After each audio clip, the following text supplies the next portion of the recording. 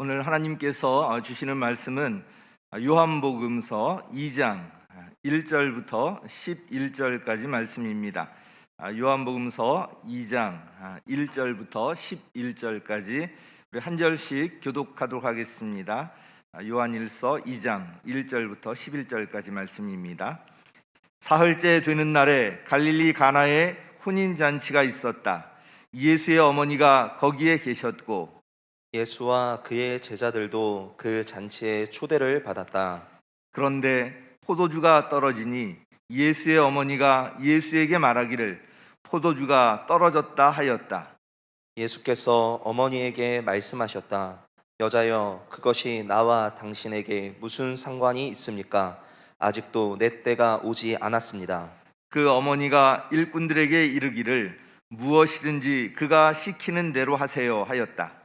그런데 유대 사람의 정결 예법을 따라 거기에는 돌로 만든 물 항아리 6이 놓여 있었는데 그것은 물 2-3동이 들이 항아리였다. 예수께서 일꾼들에게 말씀하셨다.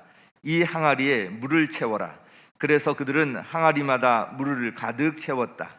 예수께서 그들에게 말씀하시기를 이제는 떠서 잔치를 맡은 이에게 가져다 주어라 하시니 그들이 그대로 하였다.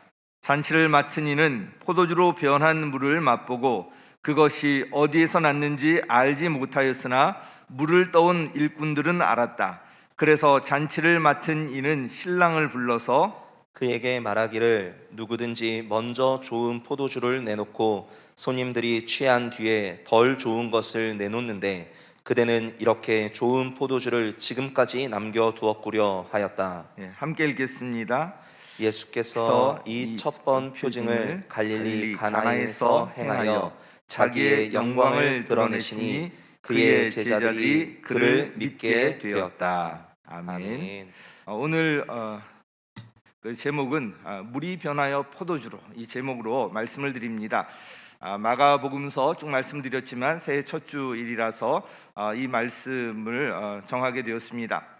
코로나19로 인해서 이전에 경험하지 못했던 2020년을 이제 보내고 2021년 새해를 맞이했습니다. 다른 때보다도 더 이렇게 감격이 있는데 그럼에도 불구하고 여전히 상황이 달라진 것은 없습니다. 코로나19 확진자가 계속 여기저기서 발생하고 있고요. 그 숫자가 줄어들지 않고 있습니다. 예배 역시 현장에서 다 같이 모여서 드릴 수가 없고 당분간 또 온라인으로 드려야 하는 상황입니다. 그러나 우리에게는 주님이 계십니다. 언젠가 우리를 언제나 변함없이 사랑하시고요. 인생의 이 모든 것을 주관하시는 주님과 함께라면 걱정할 것이 없는 것입니다. 제가 좋아하는 찬송가 중에 370장 찬송이 있습니다.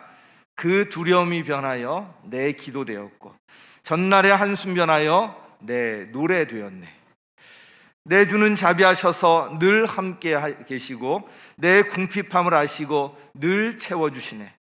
내 주와 맺은 언약은 영불변하시니 그 나라 가기까지는 늘 보호하시네.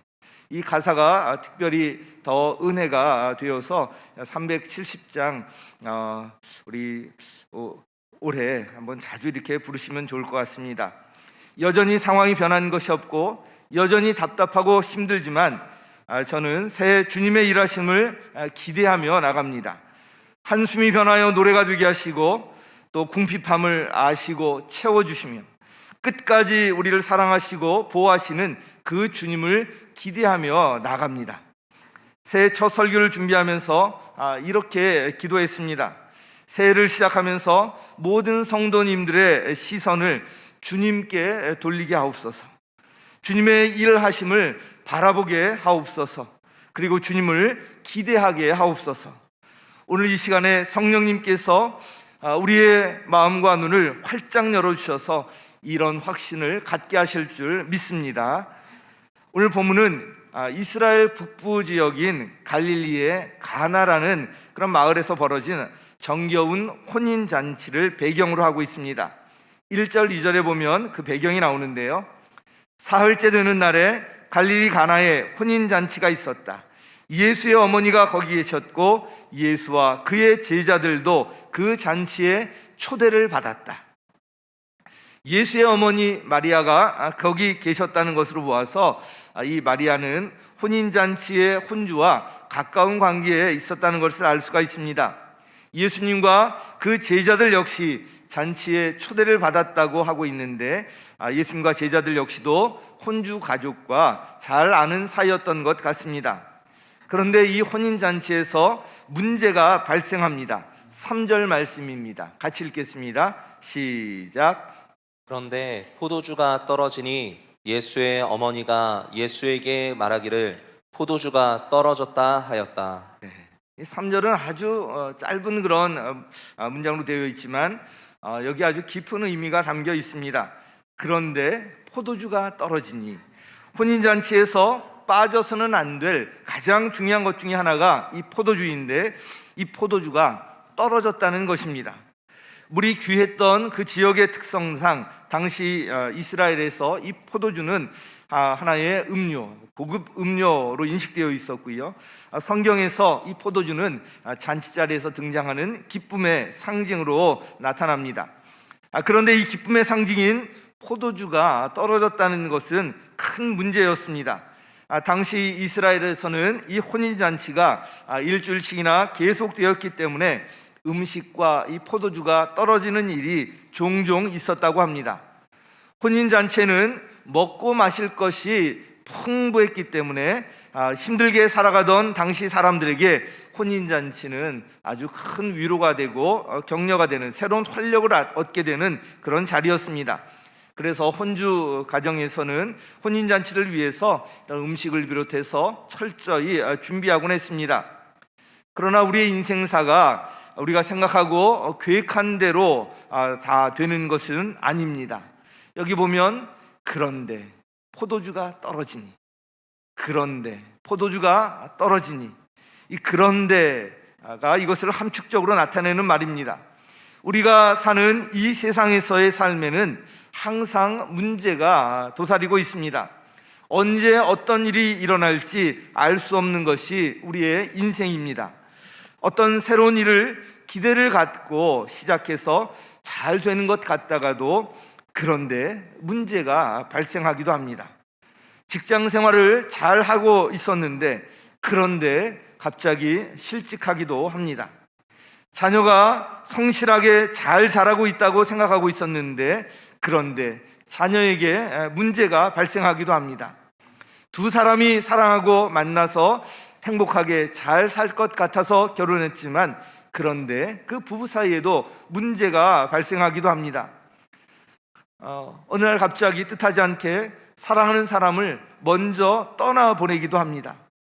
사랑하는 사람에게, 믿던 사람에게 배신을 당하기도 합니다. 뜻하지 않은 그런 질병을 갑자기 만나기도 합니다. 이렇게 생각지도 못했던 크고 작은 문제가 연속되는 것이 우리의 인생사입니다. 이 땅에 살면서 문제없이 사는 사람은 아무도 없습니다. 겉보기에는 문제가 없는 것 같지만 문제가 없는 사람이 없어요. 우리가 기억할 중요한 것은 이렇게 문제가 생길 수 있는데 이렇게 문제가 생겼을 때 어떻게 대처할 것인가, 이에 관한 것입니다. 똑같은 문제 상황에서 이 세상 사람들과 우리 믿는 성도들은 그 대처 방식이 완전히 다르다는 것입니다.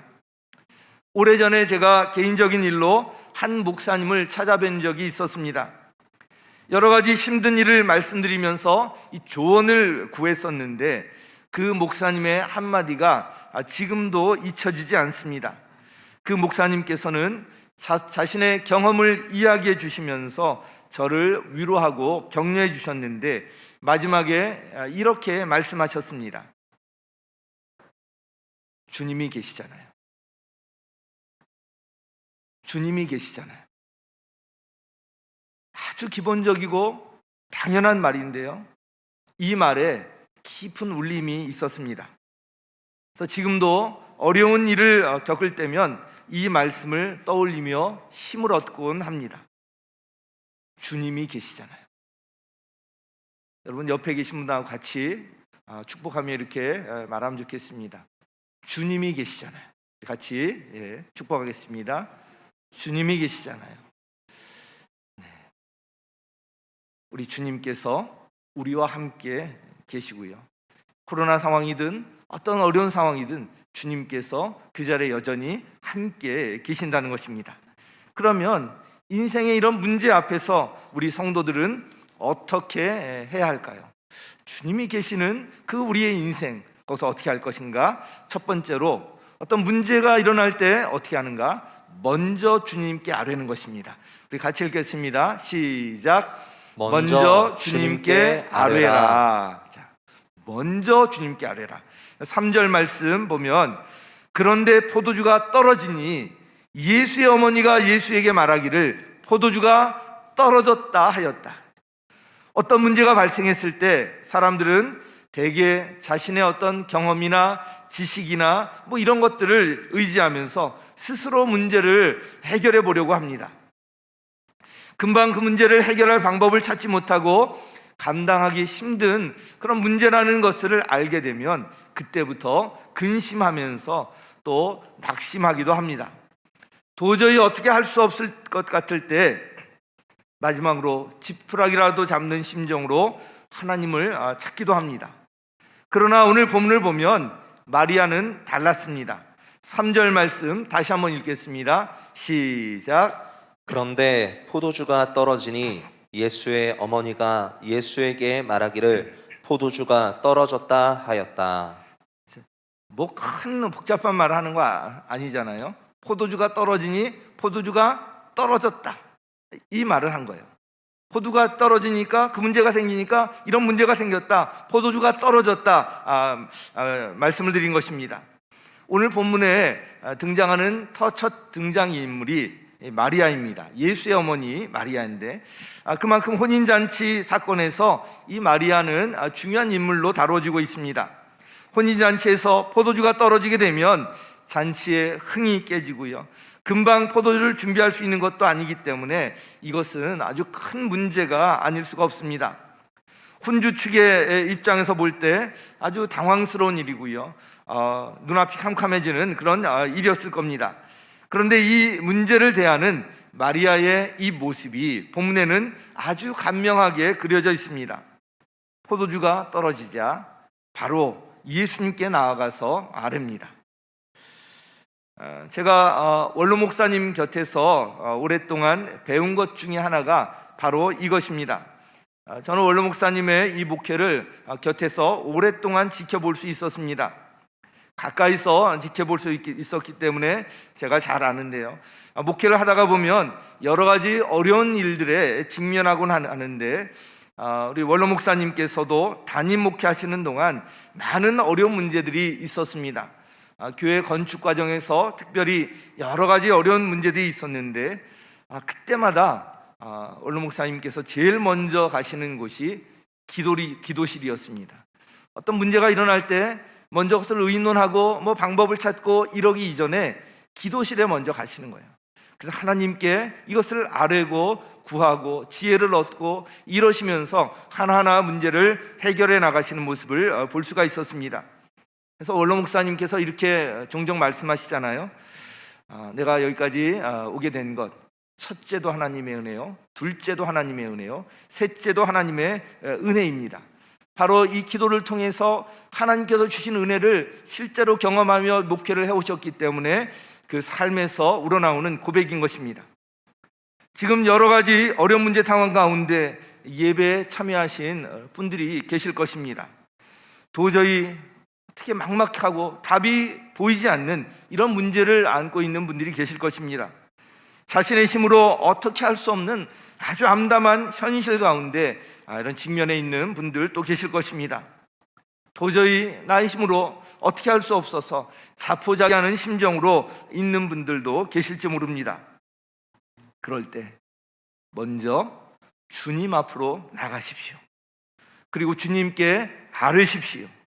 인생 모든 문제의 해답이 바로 그 주님 안에 있습니다. 주님께 아뢰고 구하고 나갈 때 주님께서 인도하실 것입니다. 어떤 문제가 생겼을 때 이렇게 주님 앞으로 나가서 믿음으로 기도하는 것이 필요한 것입니다. 주님께서 지혜를 주시고 가장 좋은 길로 인도하시리라는 이 믿음을 가지고 우리 사정과 형편을 주님께 있는 그대로 알리는 거예요. 포도주가 떨어지니 포도주가 떨어졌다 하였다. 기도는 이렇게 단순한 데서 시작됩니다. 문제가 생겼을 때 어떻게 해야 할까요? 1번, 문제 해결을 위해서 혼자 끙끙 앓다가 염려와 근심에 쌓여 밤을 지새운다. 2번, 주님 앞으로 나가서 문제를 아뢰는다. 네, 큰 소리로 2번 했는데 우리 화면으로 같이 하시는 분들도 2번 다 대답하셨을 거예요. 먼저 주님 앞으로 나가서 아뢰는 것입니다. 자, 문제 앞에서 먼저 주님 앞에서 나가서 아뢰고요. 그리고 어떻게 하는가? 믿고 기다리는 거예요. 우리 두 번째 같이 읽겠습니다. 시작. 믿고 기다리라. 마리아가 문제 상황을 예수님께 이야기했을 때 예수님은 의외의 대답을 하십니다. 우리 4절 보면요, 우리 같이 한번 읽겠습니다. 시작. 예수께서 어머니에게 말씀하셨다. 여자여, 그것이 나와 당신에게 무슨 상관이 있습니까? 아직도 내 때가 오지 않았습니다. 자, 언뜻 보면 좀 무례해 보기도 하는 그 구절인데요. 어머니에게 효자로 알려진 예수님께서 어떻게 이렇게 하실 수 있을까? 또 믿음이 없는 분들은 이런 데서 의문을 갖고 또 걸려 넘어지기도 하는데요. 그런데 여기 여자여에 해당하는 그 원어는요, 귀나이라는 그런 말인데요, 상대방을 무례하게 부르는 말이 아니라 상대방에 대한 존중의 뜻이 담긴 호칭입니다. 어떻든 예수님의 대답은 기대했던 것과는 달랐습니다. 어머니의 청을 거절하는 것으로도 들립니다. 그런데 예수님의 이 거절하는 것과 같은 이런 대답에 대해서 마리아는 의외의 또 반응을 보입니다. 5절 말씀 함께 읽겠습니다. 시작. 그 어머니가 일꾼들에게 이르기를 무엇이든지 그가 시키는 대로 하세요 하였다. 자, 이 4절과 5절을 보면 뭔가 좀 동문서답하는 그런 느낌이 들고요, 서로 대화가 이어지지 않는 것 같은 느낌이 들기도 합니다. 성경을 읽다 보면 이렇게 동문서답하는 것처럼 보이는 구절들이 있는데요, 왜 그럴까요? 여러 가지 그 상황 또에 따라 다 다르겠지만 사실 성경에 이 대화 전체를 다 담기가 쉽지가 않습니다. 그래서 중요한 핵심적인 것들을 대화 내용으로 언급하다 보니까 동문서답하는 것처럼 보일 수도 있습니다. 이 대화도 그런 대화 중에 하나가 아닐까, 저는 개인적으로 그렇게 생각을 해보았습니다. 어떻든 이 마리아로서는 예수님의 대답에 대해서 못마땅하게 생각했을 수도 있었을 것입니다. 그러나 이 마리아의 믿음은 불평이나 다른 것이 아니라 마리아의 반응은 믿음이었습니다. 일꾼들에게 예수님께서 시키시는 대로 하라고 당부하면서 기다렸던 것입니다. 마리아의 태도에서 기도에 관한 아주 중요한 교훈을 발견할 수가 있습니다. 바로 아뢰었으면 믿고 기다리는 거예요. 하나님께서 원하시는 것은 바로 이런 것입니다. 하나님의 때를 믿고 기다릴 줄을 알아야 하는 것입니다.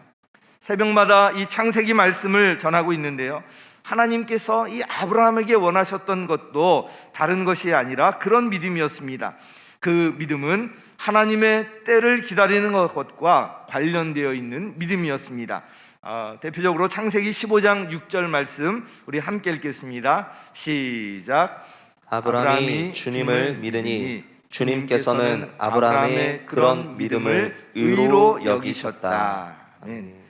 이 아브라함으로 이름 바꿔주시기 전에 아브라함으로 기록되어 있는데, 아브라함이 주님을 믿으니 주님께서 그런 아브라함의 믿음을 의로 여기셨다. 이것을 의롭게 받아주십니다.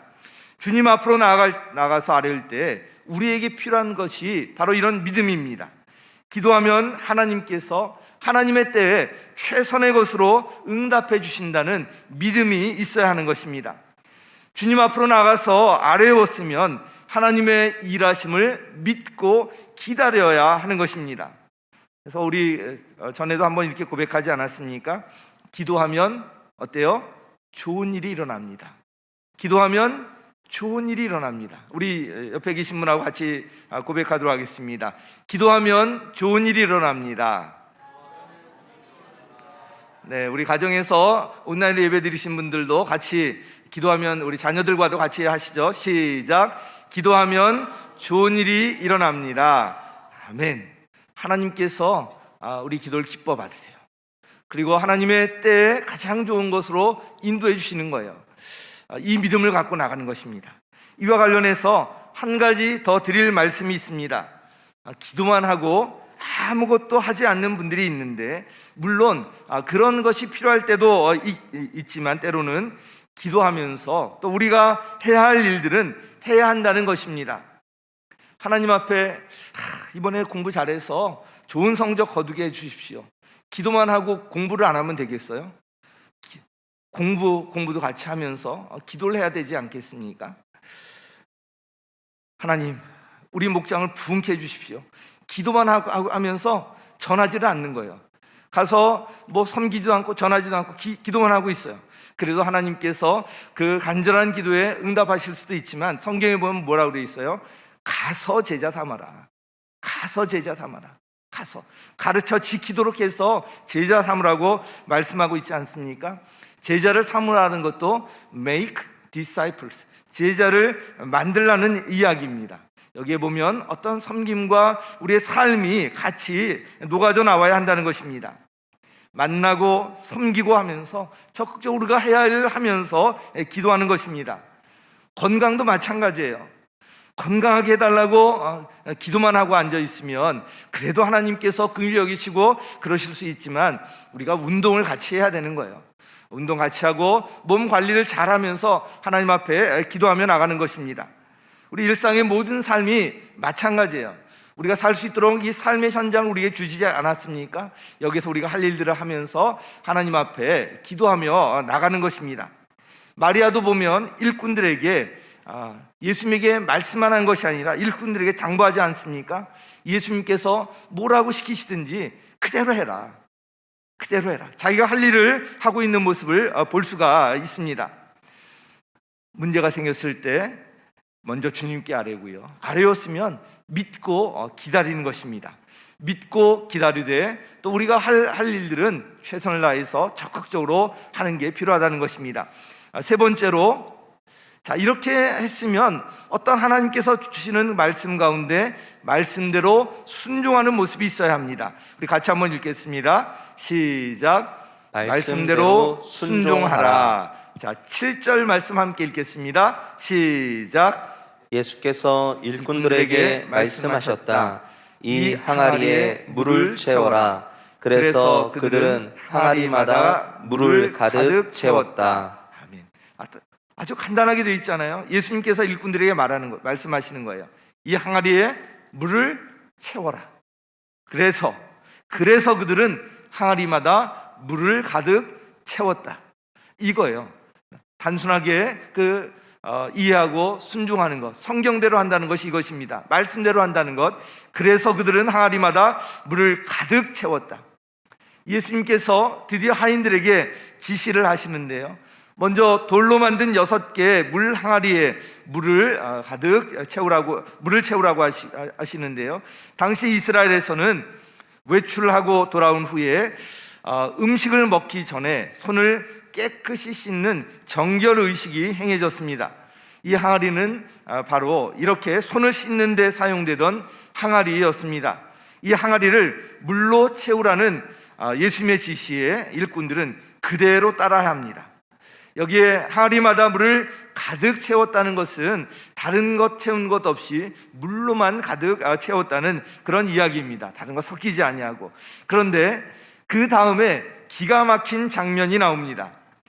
바로 그 물을, 항아리에 부은 물을 연회장에게 떠다 주라는 것입니다. 참 말도 안 되는 이런 지시였습니다. 잘못하면 이 물을 떠다 주었다가 연회장에게, 그 혼주에게 큰 꾸중을 들을 수도 있는 그런 상황이었습니다. 그럼에도 불구하고 일꾼들은 예수님의 지시를 그대로 따릅니다. 8절 말씀 함께 읽겠습니다. 시작. 예수께서 그들에게 말씀하시기를 이제는 떠서 잔치를 맡은 이에게 가져다 주어라 하시니 그들이 그대로 하였다. 다른 군소리가 없어요. 이제는 떠서 잔치를 맡은 이에게 가져다 주어라. 그러니까 그들이 그대로 하였다. 이 순종하는 것은 이렇게 하는 것입니다. 말씀대로 살아가는 것, 이렇게 하는 것입니다. 자기 상식이나 이 경험에 맞지 않아도 도저히 말이 안 되는 것처럼 보일지라도 그대로 하는 거예요. 단지 그것이 주님의 말씀이기 때문에 그대로 하는 것, 이것이 이제 순종인 것입니다. 사랑하는 성도 여러분, 우리 믿음은 순종하는 것입니다. 즉 순종할 때 믿음의 역사가 일어나고요, 하나님을 경험할 수가 있는 거예요. 일꾼들이 순종을 통해서 물이 변해서 포도주로 변하는 이런 놀라운 역사가 일어나게 된 것입니다. 이 혼인잔치에서 물로 포도주를 만든 사건은 요한복음에 나오는 7개의 그런 표적 사건들 가운데 첫 번째 표적입니다. 무엇이든지 이 처음 시작은 상당한 의미를 갖고 있는데요, 왜 이 첫 번째 이 표적이 물로 포도주를 만드는 사건이고 그 자리가 혼인잔치였을까? 이것을 통해서 주님께서 원하셨던 것이 무엇이었을까? 여기에는 우리 주님께서 이 땅에 오신 그 목적이 어디에 있는지, 뜻이 어디에 있는지 잘 나타내 줍니다. 먼저 예수님께서 우리 모든 인생 문제의 해답자이시라는 것입니다. 그뿐만 아니라 예수님은 우리의 삶을 완전히 바꾸실 수 있는 전능하신 하나님이시라는 것입니다. 물로 포도주를 만드는 것, 말도 안 되는 이런 일이 예수님을 통해서 일어날 수 있는 전능하신 분이라는 거예요. 그리고 우리의 인생을 물이 변화해서 질 좋은 포도주 같은 그런 인생으로 바꾸실 수 있는 분이 주님이시라는 것입니다. 예수님은 우리 인생들이 생명을 얻고 또 우리 인생이 잔치가 되게 하시고 축제가 되게 하시는 분이십니다. 우리 요한복음 10장 10절 그 하반절 말씀 함께 읽도록 하겠습니다. 예수님께서 오신 목적을 직접 말씀하신 거예요. 우리 같이 읽죠. 시작. 나는 양들이 생명을 얻고 또 더 넘치게 얻게 하려고 왔다. 한 번 더요. 시작. 나는 양들이 생명을 얻고 또 더 넘치게 얻게 하려고 왔다. 양들 여기에다가 자기 이름을 넣어서 한번 해보세요. 나는 기환이가 생명을 얻고, 이렇게 하시는 거예요. 기환이가는 따라하지 마시고 자기 이름을 넣으신 거 잘 아시죠? 자, 한번 읽겠습니다. 시작. 나는 기환이가 생명을 얻고 또 더 넘치게 하려고 왔다. 다시 한번요. 시작. 나는 기환이가 생명을 얻고 또 더 넘치게 얻게 하려고 왔다. 아멘. 하나님께서는 하나님의 자녀인 우리들이 생명을 얻고 더 넘치도록 얻기를 원하십니다. 우리를 넘치는 생명으로 축복하시기를 원하십니다. 예수님을 만날 때 우리 인생은 축제가 되는 거예요. 예수님 안에서 우리 인생은 슬픔이 변해서 기쁨이 되는 것입니다. 근심이 변해서 찬송이 되고 노래가 되는 것입니다. 아무런 쓸모없을 것 같은 인생이 예수 그리스도 안에서 붙들림 바 되었을 때 질 좋은 포도주 같은 인생으로 바뀌어서 주님 나라 위에서 귀하게 쓰임받게 되는 것입니다. 얼마나 놀라운 것입니까? 순종을 통해서 이런 축복들을 경험할 수가 있는 것입니다. 마지막으로 하나 더 살펴볼 것이 순종할 때 우리가 경험한다는 거예요. 우리 같이 한번 읽겠습니다. 시작. 순종할 때 경험할 수 있다. 자, 언제 경험한다고요? 순종할 때. 자, 이 사건에서 순종을 통한 축복은 정말 기대를 훨씬 뛰어넘는 것이었습니다. 어디에서도 맛볼 수 없는 아주 맛 좋은 질 좋은 포도주가 이제 만들어졌습니다. 말씀에 순종할 때 바로 경험할 수 있는 것이 이런 거예요. 이와 관련해서 아주 중요한 구절이 있는데요, 두 구절을 살펴보도록 하겠습니다. 먼저 9절 말씀 함께 읽도록 하겠습니다. 시작. 잔치를 맡은 이는 포도주로 변한 물을 맛보고 그것이 어디에서 났는지 알지 못하였으나 물을 떠온 일꾼들은 알았다. 네. 자, 여기 보면 그 어디서 났는지 그것이 알지 못하였으나, 이 질 좋은 포도주가 어디에서 나왔는지 알지 못하는 그룹이 있고요, 한 그룹은 그것을 아는 그룹이 있었습니다. 자, 이 잔치자리에 여러 사람들이 있었는데 한 그룹은 이 포도주를 막 즐기고 있어요. 그런데 이것이 도대체 어디에서 나왔는지 모르고 즐기고만 있습니다. 바로 질 좋은 포도주를 즐기는 이런 사람들인데요, 이들은 포도주를 그냥 즐기고는 있지만 그 출처를 모르는 거예요. 어디서 이게 나왔는지 모르는 거예요. 그래서 그 즐거움은 한때로 지나갑니다. 그 잔치자리 끝나면은 더 이상 기억도 못해요. 그 포도주가 좋았는데, 이 정도밖에 기억나는 것이 없습니다. 그런데 이 물을 떠온 하인들과 이 제자들은 달랐습니다.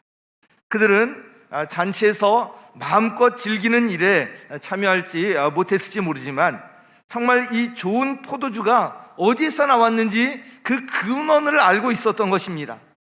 이 근원을 알고 있었기 때문에 이 잔치가 끝나더라도 이들의 이 기쁨은 정말 영원히 지속되는 거예요.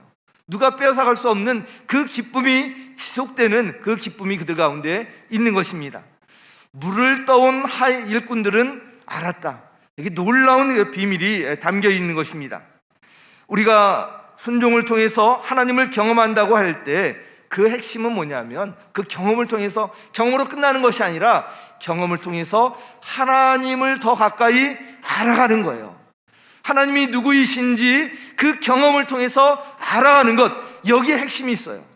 구약부터 신약 성경을 쭉 읽어보면 너희가 내가 누구인지 알 것이다, 이것을 통해서 너희가 내가 누군지 알 것이다, 하나님 아버지가 어떤 분인지 알 것이다, 이 말씀이 계속해서 나오는 거예요. 하나님께서 원하시는 것은 우리가 그냥 단순히 기적을 체험하고 그냥 뭐 잘 살고 뭐 이런 것이 아니라 그보다 훨씬 뛰어넘어서 하나님을 아는 것, 하나님을 가까이 알고 하나님과 그런 관계 가운데 나가는 것, 이것을 알기를 원하시고요, 여기에 놀라운 축복이 담겨 있는 것입니다. 하나님을 가까이 알면 알아갈수록 그 안에 있는 세상에서 줄 수도 없고 알 수도 없는 참 행복과 기쁨과 참 평강과 모든 것이 그 안에 다 들어있다는 것을 알게 되고요, 이것이 영원하다는 것을 알게 되기 때문에 이것은 어떤 그 기쁨과 행복과도 비교할 수 없는 것입니다. 물떠온 일꾼들은 알았다. 여기 핵심이 있는 것입니다. 하나님께서 원하시는 것이 바로 이것이고요, 하나님을 아는 것이 중요한 이유가 바로 하나님을 가까이 알면 알수록 그 안에 있는 이 풍성한 은혜와 축복에 우리가 참여할 수 있기 때문에 그렇습니다. 세상이 줄 수도 없고 알 수도 없는 참 행복과 기쁨과 평안이 바로 그 안에 있는 것입니다. 예수님과 함께 잔치집에 갔던 제자들 역시 이 사건을 통해서 이런 것을 경험하고 예수님을 더 가까이 믿게 되었습니다. 11절 말씀 우리 함께 읽겠습니다. 시작. 예수께서 이 첫 번 표징을 갈릴리 가나에서 행하여 자기의 영광을 드러내시니 그의 제자들이 그를 믿게 되었다. 아멘. 이제 부르심을 받은 제자들이 그 예수님이 어떤 분인지 알고 더 확실하게 믿게 되었다는 말씀입니다. 인생에 문제가 생겼을 때 어떻게 할 것인가, 오늘 4가지 말씀을 드렸습니다. 먼저 주님을 영접하고 주님께 가까이 나가는 것입니다. 그러면서 우리의 이 사정을 주님께 아뢰는 거예요. 주님께 이것을 아뢰면 여기서부터 시작되는 건데 우리가 주님을 믿고 기다리는 것입니다. 그리고 어떤 말씀을 하시든지 그 말씀에 그대로 순종하는 거예요. 그때 바로 하나님의 그 일하심을 우리가 경험하고요, 하나님의 일하심을 경험하면서 하나님을 가까이 알게 되는 것입니다. 사랑하는 성도 여러분, 새해가 이제 밝았습니다. 새해 어떤 문제든지 하나님 앞에 가지고 나가십시오. 그리고 믿음과 순종을 통해서 물이 변하여 포도주가 되는 것과 같은 놀라운 일을 경험하고요. 그런 질도운 포도주 같은 한 해, 그런 인생을 사시는 여러분이 되시기를 예수님의 이름으로 간절히 축원합니다.